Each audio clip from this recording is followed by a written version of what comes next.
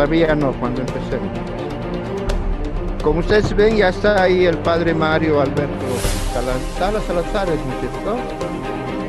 Él es colombiano, está sacerdote amigo. Está yendo a las 2 de la madrugada en Irlanda. Están manteniendo despierto, qué barbaridad. No pasa nada, hermanos. Ustedes saben muy bien que el pueblo tiene que sacrificarse. Es un sacrificio por el bien espiritual. Nos va a salir algo bien. Totalmente. Totalmente de acuerdo. ¿Cómo estás? Hola. Hola.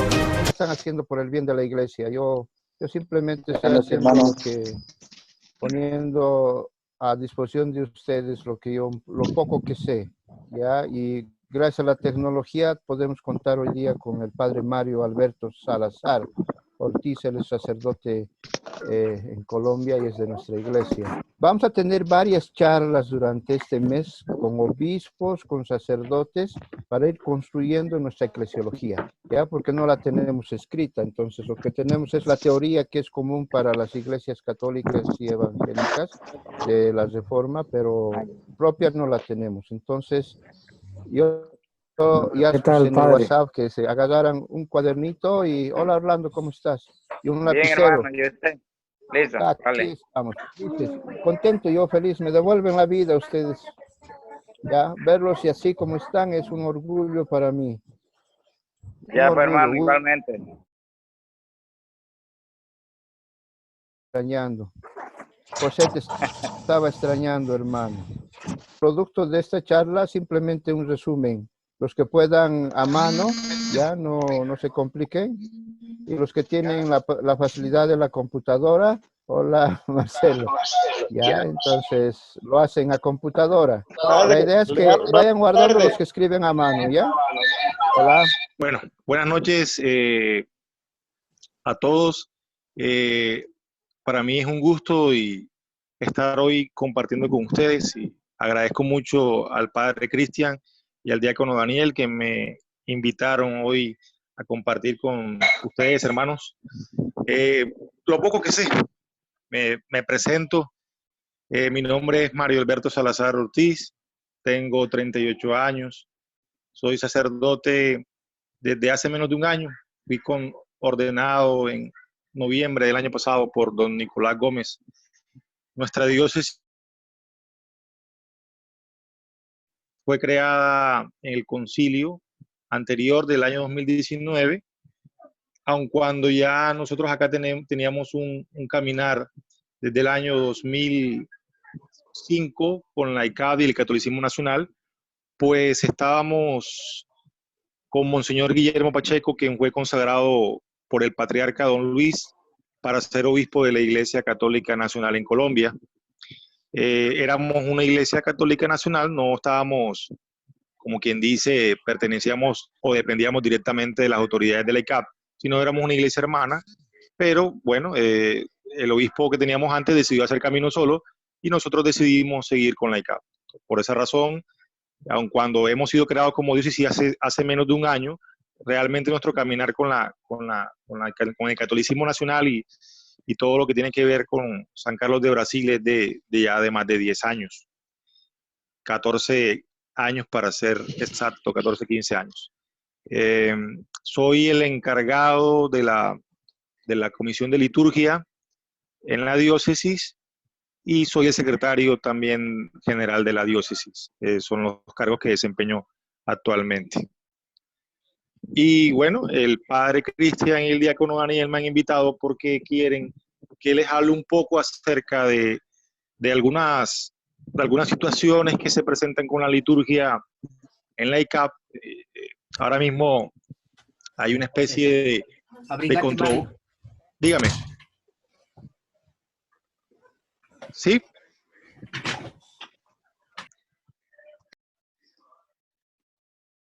Continúe, padre. Continúe, no más padre, no, nadie, después van a venir las preguntas.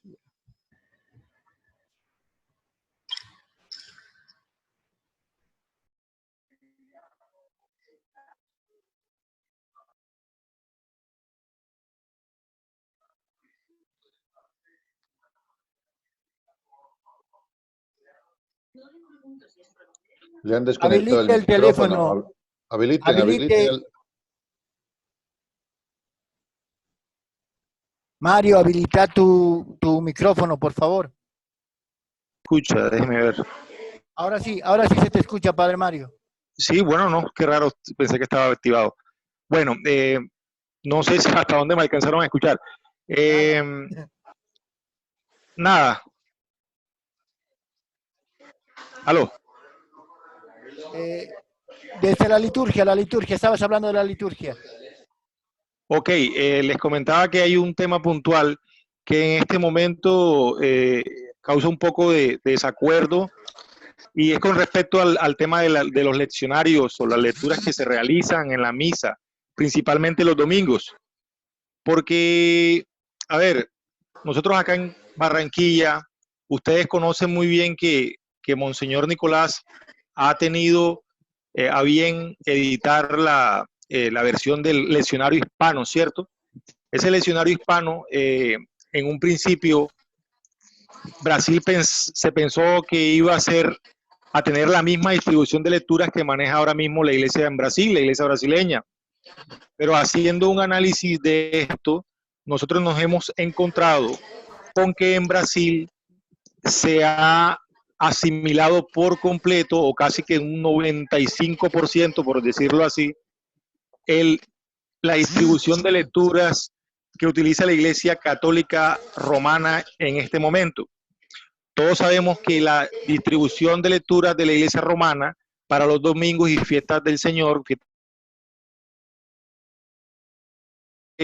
asumida por ellos, posterior al Concilio Vaticano II. Eso entra dentro de las reformas del Concilio Vaticano II. Quizás para nosotros que nacimos pues después de ese concilio, no conocíamos lo que era la realidad tridentina.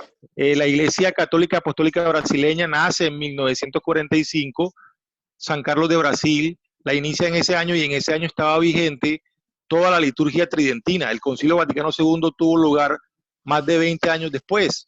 Ahora, la distribución de lecturas que había en el ciclo tridentino era solamente un año, no eran 3 años. Era solamente un año de lecturas que se revolvía a repetir al año siguiente y así todos los años. Esta distribución nueva de 3 años o 3 ciclos es propia de la Iglesia Romana después del Concilio Vaticano II. Bueno, algunos te podrán decir que fue un acierto de parte de ellos. No entro a juzgar si estuvo bien o estuvo mal, ese no es el punto en este momento. El punto es que esa distribución es propia de ellos y los criterios que ellos utilizaron para ordenar esas lecturas son criterios de ellos propios, no son criterios nuestros. Entonces, ¿qué hizo la ICAP? La ICAP lo que hizo fue tomar esa distribución de lecturas y solamente quitarle una de las lecturas del día. Es decir, en Roma se hacen 2 lecturas, la primera, la segunda, el Salmo responsorial y el Evangelio. En la liturgia tridentina solamente hay una epístola, la lectura de la epístola. Bueno, no hay Salmo responsorial, hay un gradual, que es un verso del Salmo muy pequeño, y al mismo tiempo, y finalmente está el Evangelio. Brasil lo que hizo fue mantener el formato de una sola lectura, es decir, desechó una de las lecturas, pero asumió el Salmo responsorial y el Evangelio junto con una de esas lecturas, tal cual como Roma lo tiene. Por lo tanto, en estos momentos, si nosotros vamos a una misa de la Iglesia Católica Apostólica Brasileña y escuchamos las lecturas que se hacen ese domingo, van a ser exactamente las mismas que se hacen ese mismo domingo en las iglesias católicas romanas.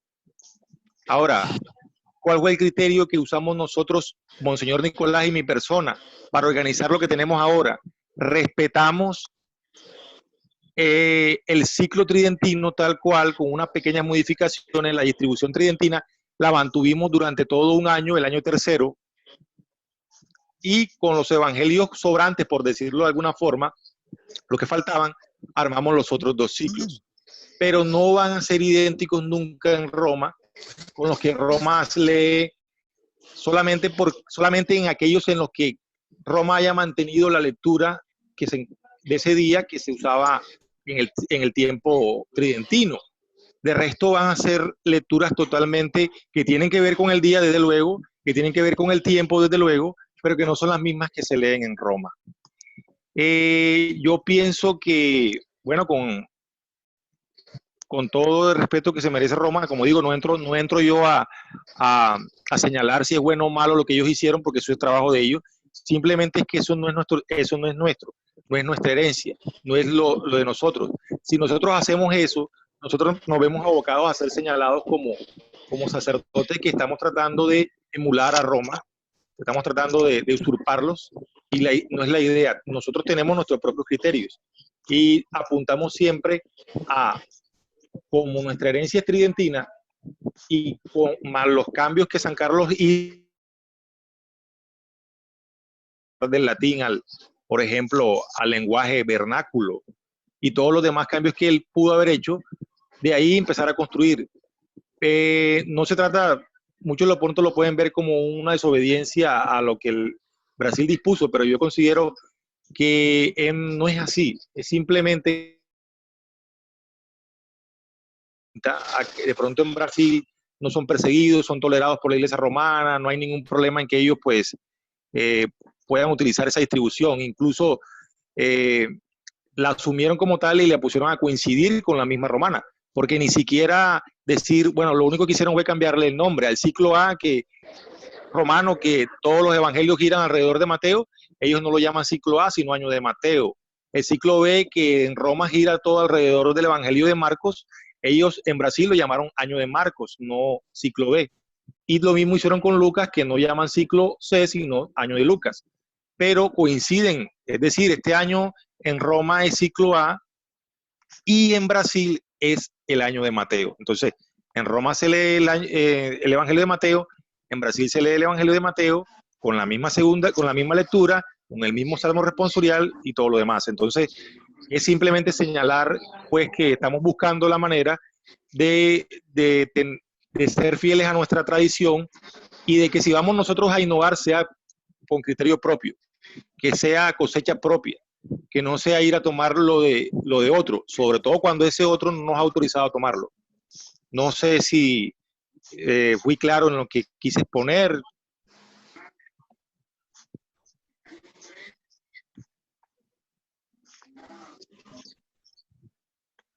Una consulta, padre. Sí, padre. Desde su perspectiva, ¿cuál es la necesidad de tener una distribución de lecturas diferente a las de Roma? ¿En qué nos beneficia eso? ¿Cuál es el beneficio concreto que tendría la Iglesia Católica Apostólica Brasilera de tener una propia distribución de lecturas? ¿Están mal hechas la distribución de lecturas de Roma? No, desde luego que no, padre. Como le dije, ahorita no se trata de señalar que Roma esté mal o bien en lo que está haciendo, simplemente eso es lo de ellos. Nosotros lo que hacemos aquí es seguir en la tradición. Es decir, si nosotros nos vamos, incluso hay libros de santos para homilías de cada domingo del año en el ciclo tridentino. Es decir, la idea, ¿cuál era? La idea era no romper con nuestras raíces. Si ese ciclo se leyó durante todos esos siglos para bien espiritual y provecho espiritual de la cristiandad, ¿por qué se va a cambiar en estos momentos? Es decir, ese provecho tenemos que nosotros seguir sacando de esa mina, esa riqueza que está ahí. ¿Sí me hago entender? O sea, si esa distribución tiene siglos de estar, y con esa distribución de lectura domingo a domingo, se fue educando, se fue catequizando, se fue llevando al pueblo hacia el conocimiento del evangelio y a la santidad y todo lo demás, la idea es seguir con eso. O sea, no veo por qué desecharla. Ahora, los otros dos ciclos sí son ciclos distintos y tratamos también, en cierta forma, de que tuvieran una continuidad. Poner un bloque de Mateo durante los primeros domingos, estamos hablando de los domingos de 34 domingos al año, ¿no? Los domingos después de Pentecostés, los domingos después de Epifanía. Esos son 32 domingos, algo así. Entonces, tratarlos como de darle una continuidad para que también tuvieran una especie sentido, ¿no? No salteos ni nada de eso, pero pienso, padre, que romper de esa manera con la herencia que tenemos, sin justificación, simplemente por querer copiarlo de otro, no cabe, no le veo sentido a lo demás. Hay que escarbar en lo que tenemos y buscar eso que tenemos, que eso que nos legó San Carlos, porque San Carlos no hizo ningún cambio en eso. San Carlos ni siquiera pensó en 3 ciclos de lecturas. Nosotros nos vemos forzados a 3 ciclos de lectura porque Roma hizo una amplitud. Listo, bien, fue un acierto de ellos. Pero no porque Roma lo haya ampliado de esa forma, nosotros tenemos que ampliarlo de esa misma manera.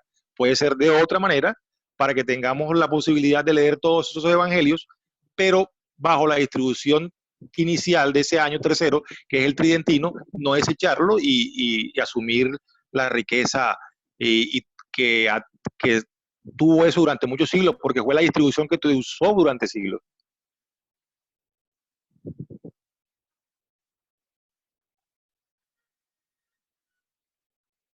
No sé si hay alguna otra pregunta, padre, o algún... Preguntas. San Carlos, ¿cuál fue el manejo de la liturgia que tuvo San Carlos? Porque ese es el origen de lo que tendríamos que hacer nosotros. Bueno, padre, diácono me habló, no sé. A ver, San Carlos de Brasil, el único cambio que yo vi que por lo que he leído y me he enterado, que él, con respecto a la liturgia, fue el cambio del latín a la lengua vernácula. Estamos hablando de la misa, ¿no? Porque él hizo algunos cambios también en el leccionario, en el ritual de sacramentos. En el ritual de bautismo hay unos cambios que él colocó y en otros sacramentos, pero fueron cambios solamente como estéticos, ¿no? No iban a la esencia ni la cambiaban ni nada. ¿Qué hizo San Carlos? San Carlos celebraba la misa tridentina. Empezó a hacerlo así. E incluso en sentido ad oriente, ¿no? O sea, lo que se conoce erróneamente como de espaldas al pueblo. San Carlos nunca en su vida celebró de frente o de cara al pueblo. Sí en lengua vernácula, en el caso de él el portugués, y otro de los cambios que él ingresó fue, por ejemplo, o metió, como dice uno acá, fue que en el momento de la elevación, después de la consagración, cuando se fueran a elevar las especies, el sacerdote se girara y le diera el frente al pueblo para mostrarle la hostia y el cáliz que estaba elevando. De resto era en sentido oriente. Y él tenía su justificación. Él decía, en el momento que se le va a hablar al pueblo, que es el momento en que se lee el evangelio, el momento en que se lee la epístola, se va a dedicar al pueblo. En el momento en que se da la homilía, se hace dedicar al pueblo. Pero en el momento en que vamos a hablar o vamos a dirigirnos a Dios en hacer oraciones, tiene que ser de frente al tabernáculo, de frente al altar que está endosado a la pared, adosado a la pared, pegado a la pared. Sabemos claramente que nosotros acá no podemos hacer eso de buenas a primeras. Ese es pasar a celebrar ad orientem y dejar de celebrar de cara al pueblo. Yo pienso que también sería un error hacer eso, ¿no? Porque ya nuestras comunidades están acostumbradas desde hace mucho tiempo a verle la cara al sacerdote. Pero por lo menos acá en Barranquilla, tenemos pensado, y lo tenemos claramente, que nuestras comunidades vamos a irlas llevando poco a poco a esa celebración ad orientem. Desde luego que no se va a desechar la celebración de cara al pueblo, que cuando se hagan misas por fuera se hacen de cara al pueblo, cuando hay un matrimonio o alguna cosa de cara al pueblo, pero en nuestras celebraciones parroquiales van a ser ad orientem. Entonces los cambios, respondiendo a su pregunta, padre, el cambio real que San Carlos le dio a la misa fue simplemente el idioma, el cambio de idioma, ese fue el más sustancial. De resto, él siguió celebrando prácticamente con el misal de Don Beda, que era el misal de tridentino, pero en este caso en portugués.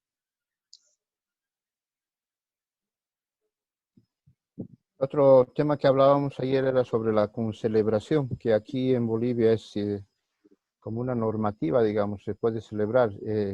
Quiero que también les hables un poco de este problema que no es nuestro, o sea, no podemos concelebrar, no deberíamos de concelebrar, ¿ya?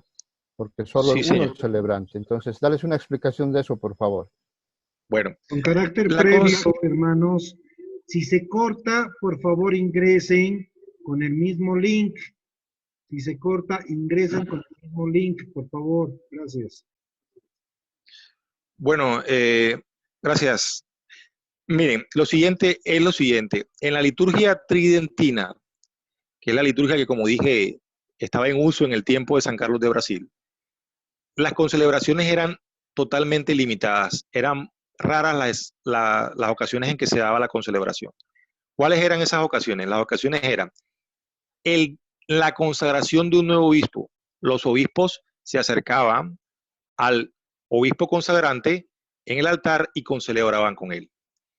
El presbítero, cuando era recién ordenado, el día de su ordenación, ahí en la misma misa de su ordenación, él no ya cerca al altar, sino lejos, alejado un poco, también concelebraba con el obispo que lo había ordenado, es decir, tenía un misal abierto y iba repitiendo las palabras que el obispo iba diciendo, aun cuando estaba alejado del altar. También se hacía, o se hace, en la misa crismal. Le voy a hablar rápidamente de la misa crismal y fue esto. El Jueves Santo en la antigüedad, en los primeros siglos del cristianismo, se celebraban 3 misas. El Jueves Santo en la mañana era la misa de reconciliación de los penitentes, tenía su propio formulario. Después, también en la mañana se celebraba la misa crismal con su propio formulario. Y por último, en la tarde se celebraba la misa vespertina. Con el paso del tiempo se eliminó la misa para la reconciliación de los penitentes, esa desapareció. Y la misa de la crismal se fundió, por decirlo de alguna manera, con la misa vespertina. Entonces, el obispo celebraba en las catedrales la misa vespertina y dentro de la misa vespertina consagraba el Santo Crisma y bendecía los óleos restantes. Vino Pío XII después de San Carlos de Brasil, porque no fue Pío XII, creo que lo hizo en la reforma de 1953, algo así. O sea, 8 años después que San Carlos inicia la ICAP. Hace una reforma a la Semana Santa y vuelve nuevamente a rescatar la misa crismal como una misa propia y con su formulario que tenía en ese tiempo, que no es el mismo que usa Roma en este momento, ojo, que quede claro eso, ni siquiera son las mismas lecturas, ni las mismas oraciones. Entonces, volvió nuevamente y ustedes van a ver en el rito estos institutos tradicionalistas católicos romanos que concelebran con el obispo el Jueves Santo en la misa crismal. Ojo, ojo, en esas ocasiones en que había concelebración, jamás, nunca el sacerdote que concelebraba con el obispo, y las concelebraciones eran siempre con el obispo, si se dan cuenta eran con el obispo, no eran entre dos presbíteros, eran con el obispo. Siempre que se hacía la concelebración con el obispo, se hacía con casulla, nunca se debe celebrar la misa solamente con el alba y la estola. Eso es una manía, una mala costumbre católica romana después del Concilio Vaticano II. Entonces, ¿qué hizo el Concilio Vaticano II? La Sacrosanctum Concilium, creo que es el documento que está, es el que habilita, amplía, porque como las ocasiones en que se debe concelebrar, cuando se celebra de frente al altar no hay posibilidad de concelebración ninguna. Si hay un cura que está al lado de él, con su sotana, su sobrepelliz y su estola, puede auxiliar al sacerdote. Es decir, le administra las páginas del misal, se las va pasando y todo lo demás, pero no concelebra con él. Él le auxilia, le ayuda, le asiste. También los curas nuevos en el rito tridentino, cuando van a celebrar su nueva misa, tienen derecho a usar a un presbítero asistente. Solamente en esa ocasión. El obispo puede usarlo en cualquier momento, pero al presbítero que va a celebrar su primera misa se le permite tener ese cura que esté asistiéndolo, pero asistiéndolo, no concelebrando. Esta manía de concelebrar, es fruto del Concilio Vaticano II, que amplió esa posibilidad para la Iglesia romana. Y ustedes pueden entrar a buscar, creo que en la Sacrosanctum Concilium, no recuerdo porque cuál es la parte exacta. Es más, puede que me esté equivocando y no sea la Sacrosanctum Concilium, pero estoy seguro, casi seguro que es esa. Van a encontrar que ahí es donde se define para la Iglesia romana la ampliación de la concelebración. Ahora, hay una explicación que dan los tradicionalistas y dicen, si 2 curas concelebran, solamente se celebra una misa. Pero si 2 curas celebran por separado, son 2 misas y son más dan más frutos, son más saludables para la iglesia y para la santificación de los fieles y de los mismos sacerdotes, 2 misas que una sola. Si ustedes de pronto han tenido la oportunidad de estar en iglesias antiguas, ustedes han escuchado que al altar que está al frente le llaman altar mayor. ¿Pero y por qué le llaman altar mayor? Porque habían otros altares laterales en los que los sacerdotes celebraban. Si era una congregación religiosa que tenía a cargo una parroquia, un templo, los curas celebraban uno celebraba en el altar mayor y los demás celebraban en los altares laterales. No celebraban todos juntos allá arriba. Entonces, esa manía de la concelebración para todos es algo netamente católico romano, no es tradición nuestra. Que se haya mal adoptado, copiado o mal copiado es otra cosa, pero no hace parte de nuestra tradición. Es Sacrosanctum Concilium el documento que habla de esta extinción. La concelebración se da porque se deja la celebración en Oriente. Entonces, como vos decías, habían congregaciones que tenían que celebrar todos en uno, ya no podían celebrar conjuntamente después del Concilio Vaticano. Y por eso se da la concelebración. Ahora, en el rito tridentino, cuando está consagrando el sacerdote, uno es el que consagra, no consagran todos. Entonces, es un acto erróneo el que levanten todos los sacerdotes y participen de la consagración. Así es, padre, tiene razón en eso. Solamente consagra el que está presidiendo. No veo qué oficio puedan tener los demás, ¿no? Los demás... Ahora, disculpe, padre, yo pienso que de pronto se da un simbolismo que hay en el que se está recién consagrando obispo o el que está recién ordenándose de presbítero, que es como estar en comunión con ese obispo que lo acaba de consagrar o de ordenar. Por eso concelebran, y solamente en esa ocasión, como un signo de esa unión del sacerdocio del presbítero con su obispo consagrante y del obispo con su obispo consagrante. Por eso siento que se justifica en ese momento, pero fuera de ahí no le encuentro sentido. Pero no es el sentido que tiene el rito latino, o sea, los romanos, ¿no? Porque se da esta situación en cuanto tienen que todos celebrar una vez al día. Cualquier sacerdote de cualquier rito de los 17 ritos que reconoce Roma, tienen que celebrar cada día. Entonces estamos obligados a celebrar con o sin comunidad. Eso yo creo que está claro entre nosotros. Entonces la concelebración se da porque hay un impedimento de celebración individual. Cuando el obispo ordena, entonces es la unidad, la unicidad es el concepto teológico que se utiliza. Ya, la unicidad es más que la unidad, es algo indivisible porque somos hijos de un solo Padre. Hay todo un concepto teológico ahí que hay que manejar como iglesias apostólicas católicas, pero no es consagración, no es con celebración. Entonces, el error que estamos cometiendo, y alguna vez lo dije y me dijeron que así nomás es, ya, en el momento cuando se está consagrando la hostia, que nosotros entendemos pan y vino, no solo el pan, lo hace el sacerdote que preside. Los demás somos fieles y deberíamos hincarnos. Esa debería ser nuestra actitud y no levantar la mano. Se va a cortar, por favor, vuelven a ingresar con el link, gracias. Esperemos que se corte. Pues. Sí. Para seguir con el diálogo. Entonces, ellos no le ven problema a eso, pero nosotros realmente, si queremos ser fieles a nuestra tradición y no estar copiando lo de otro, debemos simplemente volver nuevamente a lo que estaba. Ahora, si vamos a darle alguna amplitud nueva a la concelebración, siempre que sea bajo el criterio nuestro, sin mirar al lado y copiar lo que otro hizo. ¿Pero habría una necesidad de concelebrar? Yo no encuentro la necesidad. Yo no lo considero.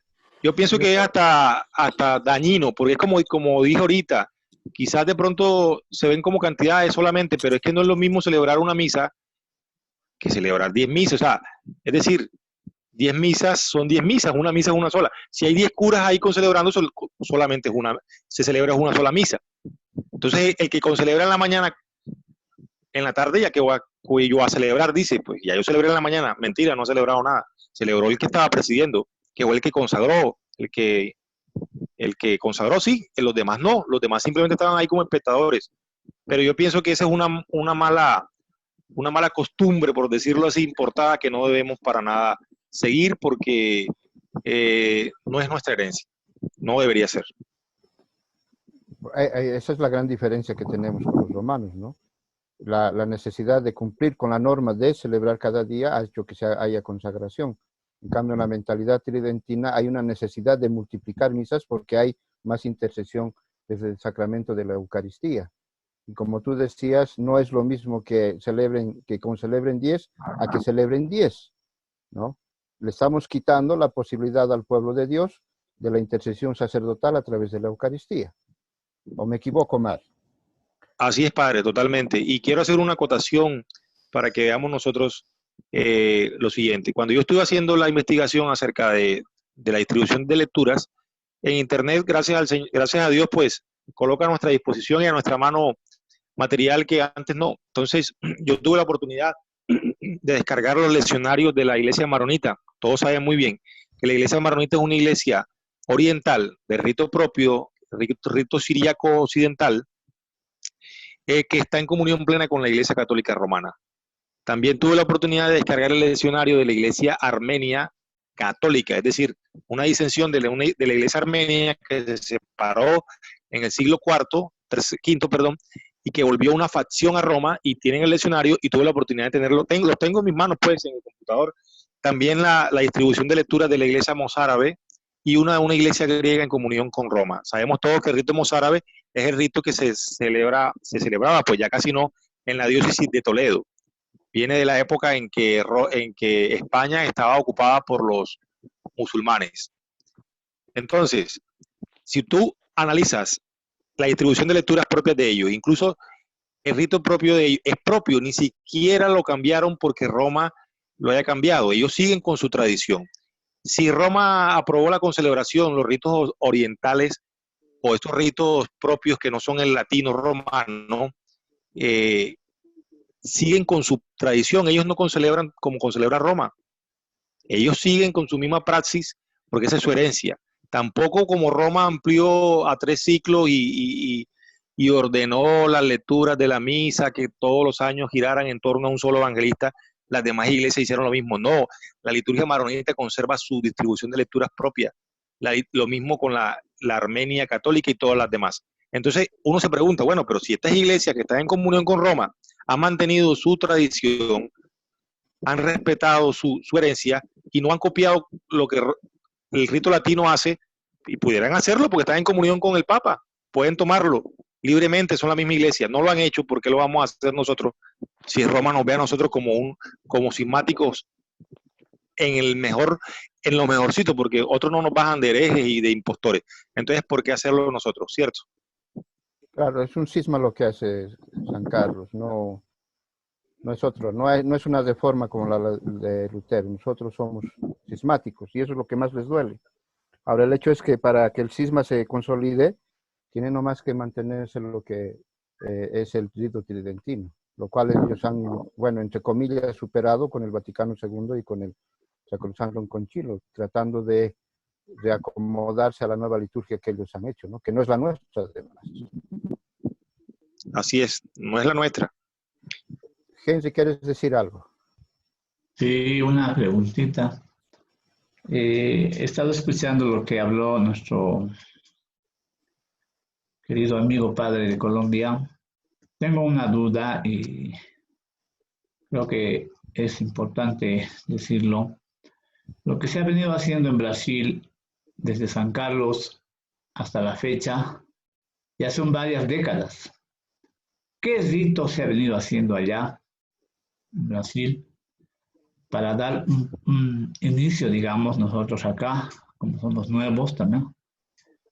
Y la otra pregunta es, como se estaba comentando por ahí, no copiar a los romanos. Entonces, teniendo una propia identidad, nosotros como carlistas, en este caso, digamos, nacionales, deberíamos de plasmar lo que se está viniendo, lo que se está diciendo, perdón, lo que se está diciendo, para tener un propio rito. No me parece, no sería copiar, ¿no?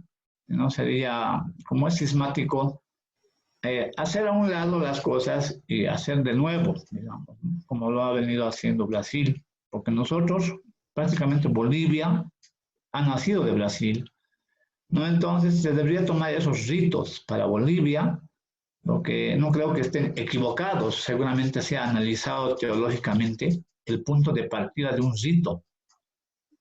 Si bien se hacen las concelebraciones, yo entiendo que la misa crismal es importante, pero yo no veo, al menos ni en los romanos he visto, solo en nuestra comunidad acá en Bolivia he visto que hay concelebraciones seguidas, ¿no? Porque cada párroco en su parroquia, cada sacerdote tiene que celebrar una misa obligado por día, porque eso tiene que ser así, por tradición, por todo lo que se venga diciendo. Y si hay otro participante en la concelebración, está como fiel más, no es el que está celebrando. O sea, esas cosas, yo pienso que se debe poner plasmado y escrito en el rito, en un rito. Y pienso que Brasil lo tiene porque ya son muchas décadas que esta iglesia brasilera ya ha caminado. Entonces nosotros estamos empezando y pues pienso eso, ¿no? Esa es una duda que tengo, ¿no? Entonces, no sé si me la pueden aclarar. Eso, ¿no? Gracias.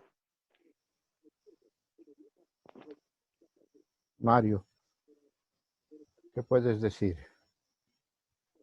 A ver, yo he tenido la oportunidad de tener en mis manos el misal brasileño. Y al misal brasileño yo no le encuentro nada, bueno, nada no. En su gran mayoría no encuentro que haya ningún problema o copia que se vaya a hacer de Roma. Todo está basado en el rito tridentino, claro, con unas reformas desde luego que sí. Pero, por ejemplo, la parte del canon, ellos tienen 3 cánones en Brasil. Está el canon brasileño, que prácticamente es el mismo canon tridentino, con unas reformas mínimas. Está el canon conciliar, el canon brasileño era el que usaba San Carlos de Brasil y reformó el patriarca Don Luis en el año 72. Claro, San Carlos hizo un cambio que ellos después quitaron. San Carlos atravesó el Padre Nuestro después de la consagración y después atravesó el Padre Nuestro y después siguió con el memento de vivos, el memento de difuntos y todo lo demás. Bueno, pero eso lo abandonaron y en el año 72 siguieron con el canon de San Carlos de Brasil, con el Padre Nuestro en el sitio en el que estaba. Leí por ahí que en el año 2000 algo, o 90 y algo, no recuerdo, don Iván Dutra, cuando era presidente del Consejo Episcopal de la ICAP, trajo el canon conciliar, que es prácticamente una abreviación del tridentino, porque las oraciones son las mismas, solo que abreviadas. Entonces, ahí está todavía en la línea tridentina. Y hay un canon que se llama el canon de liberación, que es ese propio de ellos allá, de un tal padre Bender, no recuerdo, de una diócesis allá en Brasil, que inició ese movimiento ahí en esa diócesis y después se extendió a toda la iglesia brasileña, pero es cosecha propia, es algo propio de ellos, se llama el canon de liberación. Padre Wagner hizo eso. Es Bender. Wagner, con G, Wagner. Bueno, no sé. Ahora es obispo. No, ese es el de Sao Paulo, el Monseñor Wagner. Estamos hablando de uno que era religioso, de la diócesis de, no sé cómo se pronuncia, Jabotao de los Guararapes, algo así, con don Gerardo Maguela, creo que es el obispo, pero ese es, el padre Vander ya no está allá en Brasil con la ICAP, que no sé si murió o se fue para otra iglesia, no sé. Ellos tienen el canon de liberación y también ese padre Vander tiene unos prefacios nuevos que también hablan de liberación. Y prácticamente el rito de la misa no le va a encontrar a usted nada que sea igual a la iglesia romana, con excepción de una cosa que sí vi que era lo mismo. Bueno, 2 cosas. Tomaron esos saludos que Roma inventó en el Vaticano II para los tiempos de Adviento, de Navidad, como por ejemplo, el Señor que va a venir a salvarnos, esté que yo no celebro romano montiniano, pero para cada tiempo, el Señor que ha resucitado esté con todos ustedes. Esos saludos son propios de la iglesia romana y yo los encontré tal cual en el misal brasileño, como si hubieran copiado y pegado, o sea, un plagio total. En el misal eso fue lo único, bueno, y uno que otro prefacio. De resto todo es propio, cosecha de ellos y de la línea de San Carlos. El problema está en el leccionario, como ya expliqué. Tanto es así que ellos numeran los domingos del 1 al 34, como lo hace Roma para los domingos del tiempo ordinario. Entonces uno encuentra un absurdo como que en el orientador litúrgico de ellos aparece algo así como que, por ejemplo, hoy estamos celebrando el domingo de Septuagésima. Entonces dice, domingo de Septuagésima, misal brasileño, página tal, y usted va al misal brasileño y encuentra realmente, ahí está, domingo de Septuagésima, y usted va a encontrar la oración sobre las ofrendas, que no debería llamarse oración sobre las ofrendas, sino oración secreta, pero ellos lo llaman oración sobre las ofrendas, y la oración postcomunión. Ahora, dice el mismo orientador brasileño, para allá, para la iglesia brasileña, que para ese domingo de Septuagésima, en el leccionario, se busque las lecturas del quinto domingo del tiempo ordinario. Entonces uno dice, pero ¿cómo así que yo en el misal voy a buscar el domingo de Septuagésima? Yo debería encontrar en el leccionario lecturas para el domingo de Septuagésima, no lecturas para el quinto domingo del tiempo ordinario. Entonces ellos tomaron tanto así que hasta llamaron los domingos tal cual como Roma los llama ahora mismo. Entonces a mí me parece que eso como que muy descarado, pero bueno, en el misal, padre, respondiendo a su pregunta, básicamente el rito es original, propio de ellos, de ahí casi que no, el rito de la misa usted no va a encontrar casi que ninguna similitud con Roma para nada.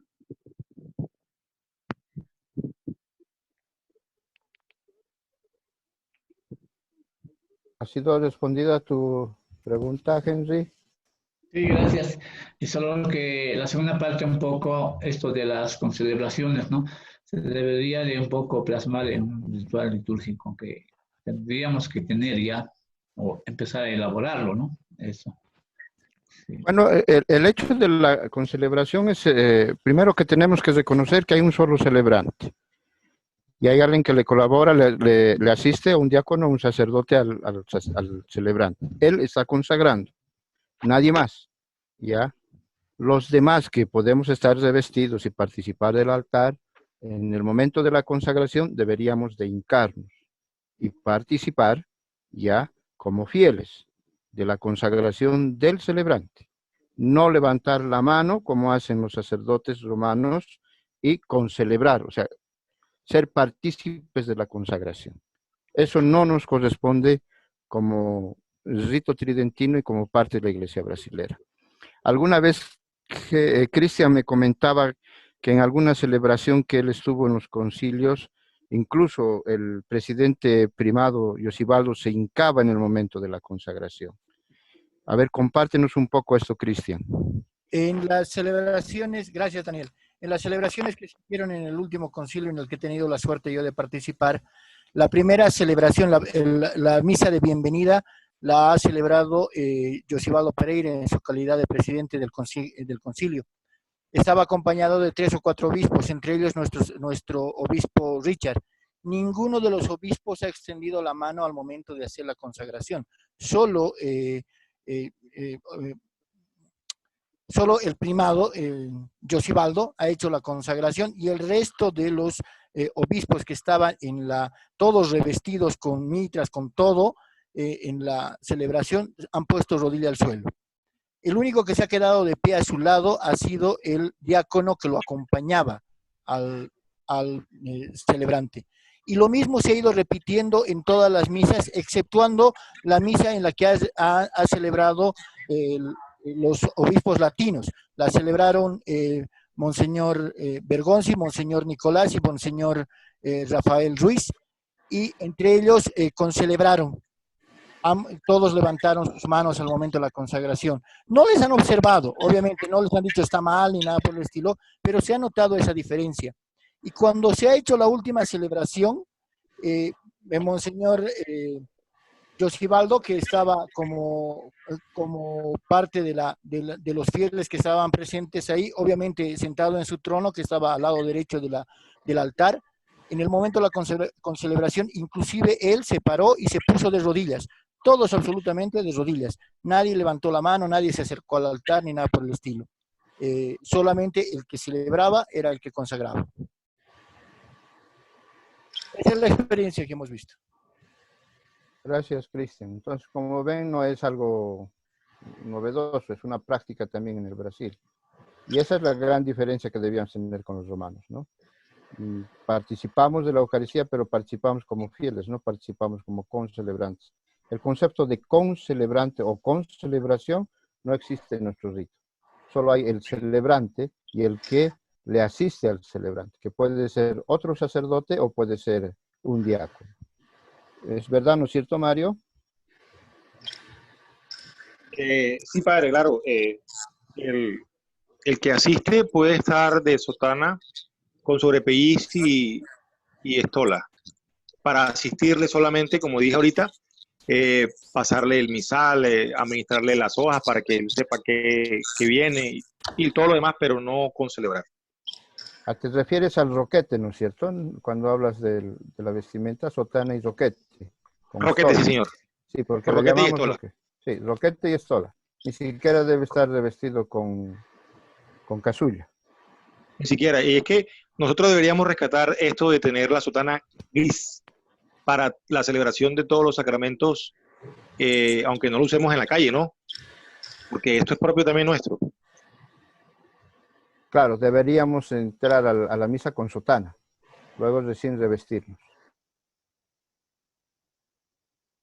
La acción del bautismo, del sacramento del bautismo se debe usar es la sotana gris, el roquete, la estola, en este caso al principio morada, después blanca, y no como hace Roma, que Roma reviste a sus curas con el alba, con el albacasulla incluso, y se pone la estola. No debe ser.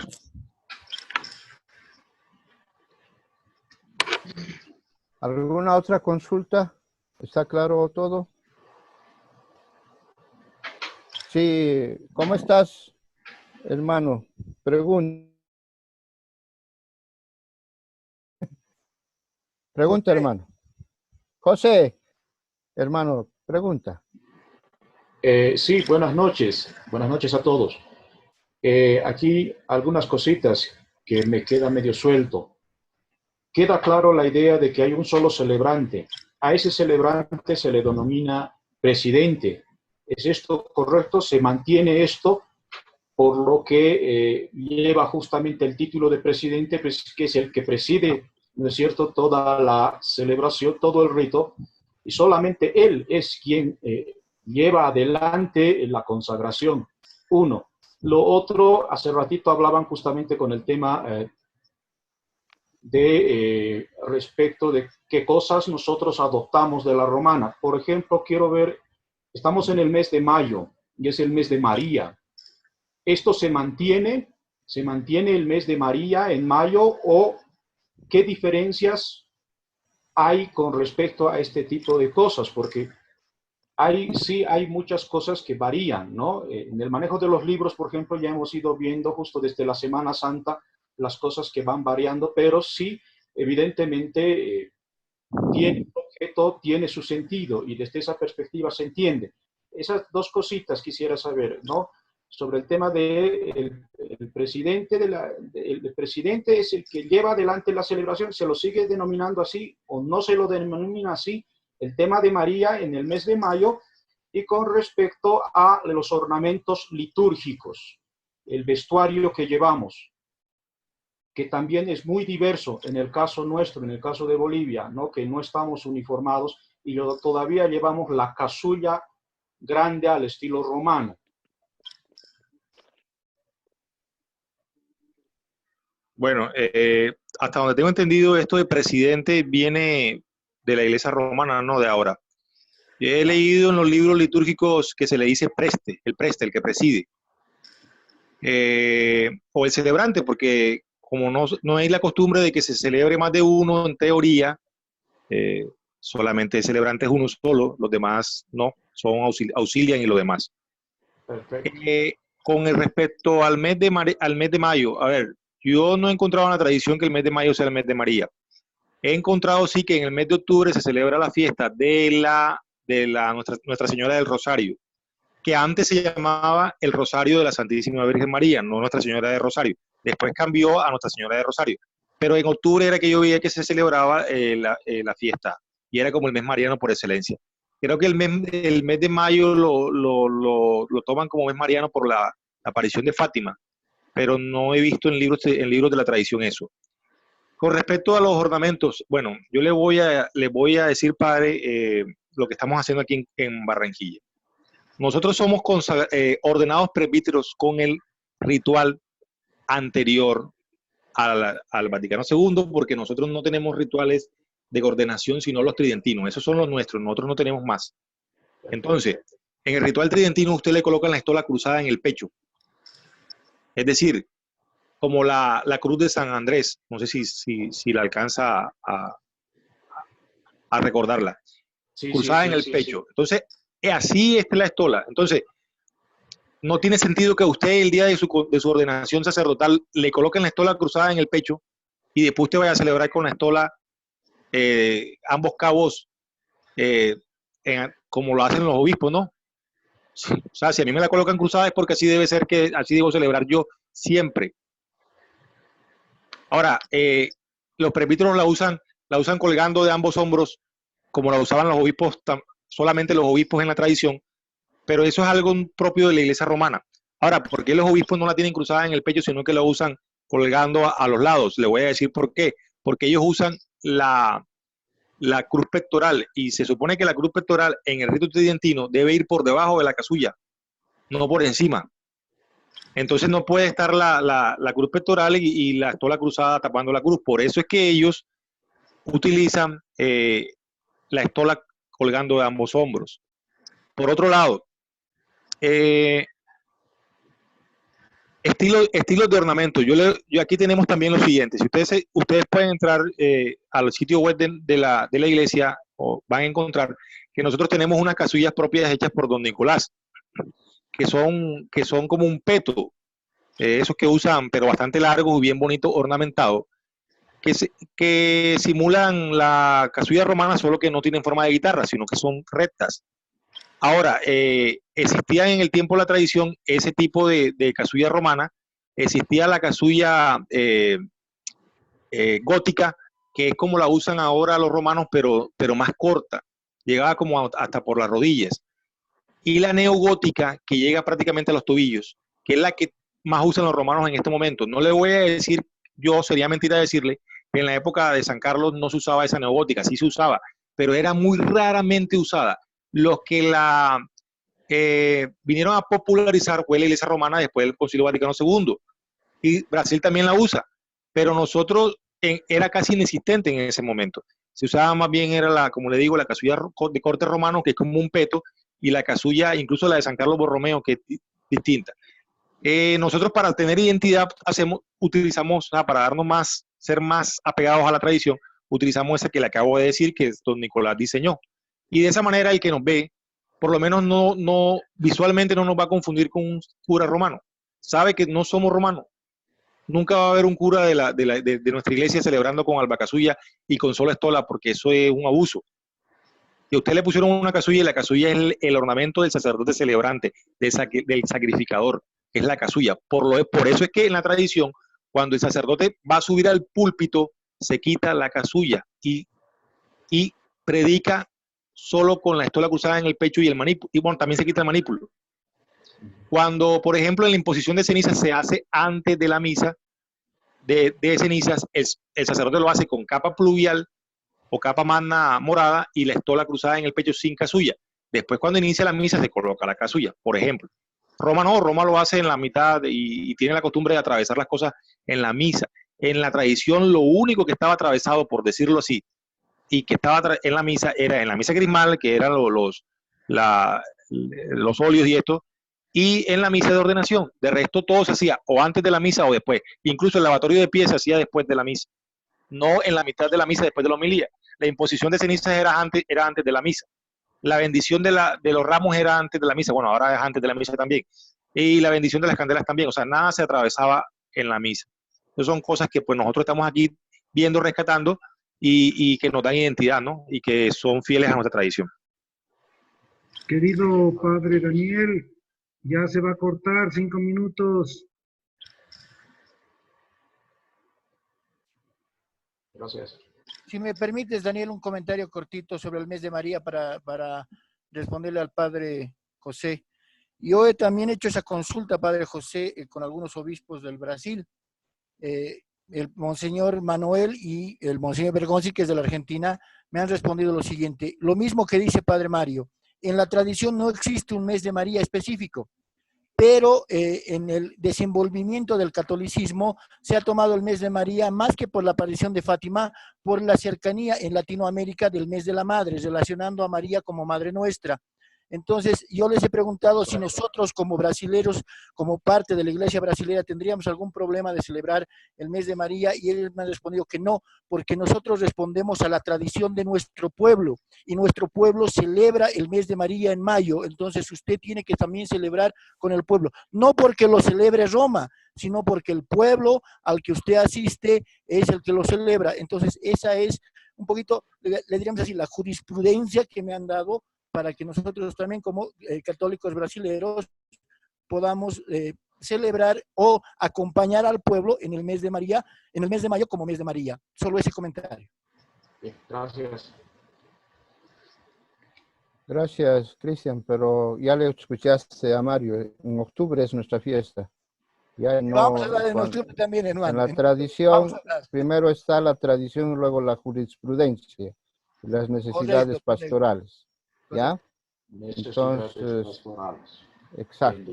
Gracias. Gracias por todo. Gracias, Mario. No va a ser la última vez que tengamos un conversatorio contigo, porque de liturgia vamos a tener que seguir trabajando y aprendiendo. La idea de estos conversatorios es que nos abra la mentalidad, el conocimiento de la tradición carlista para ir construyendo también nuestra propia liturgia. Entonces, no es que mañana ya vamos a cambiar. Es un proceso y hay que irnos también incorporando a lo que San Carlos quería. Gracias, Mario. Te agradezco por el servicio. Les agradezco a todos ustedes. Es la primera vez que estamos todos. Solo falta Ariel, ya, y los demás estamos todos. Yo les agradezco por esta deferencia de estar juntos, de avanzar y de construir nuestra propia eclesiología, pues. Mario, tu despedida. Bueno, padre, diácono, muchas gracias por la invitación, y bueno, no, siempre aquí dispuesto a ayudar en lo que pueda. Siempre van a encontrar en mí pues la disposición, y le agradezco a todos por haber tenido este tiempo para escucharme. Y bueno, algún día sé que llegará algún día en que podamos vernos cara a cara, ¿no? Aquí en medio después que pase esta pandemia, quizás llegue yo por Bolivia a visitarlos. Saludos a todos y Dios los bendiga. Así sea, gracias. Gracias a todos entonces, ¿ya? Su trabajo hasta mediodía. Que les vaya muy bien. Hasta luego. Gracias a todos. Sofía a la cámara. Chao, chao. Bueno, los estrunguitos también, pero ¿qué vamos a hacer? Gracias. Gracias.